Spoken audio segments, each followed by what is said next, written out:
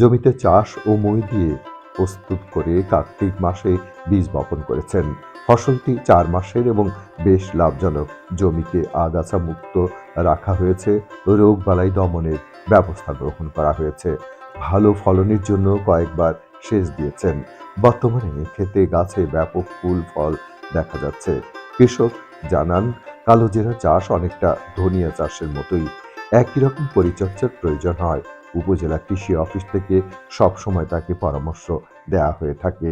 এই কালিজিরা ফসলটা আপনার চাষের আবাদের জন্য আপনার সার বেশি প্রয়োজন হয় না। আপনি সেচের ব্যবস্থা যদি মাটিতে জো থাকে সেচ না দিলেও হয়, আর যদি লাগে একবার দিলেই হয়, এবং 2বার আগাছা দমন করতে হয়।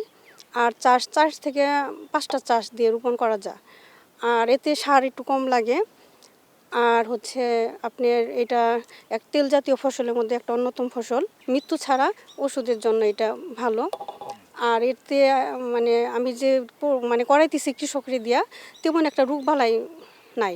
যদিও যদি সামান্য একটু ছত্রাকনাশক বা একটু পোকার জন্য কীটনাশক, তবে আমি রোগ তেমন পাইনি।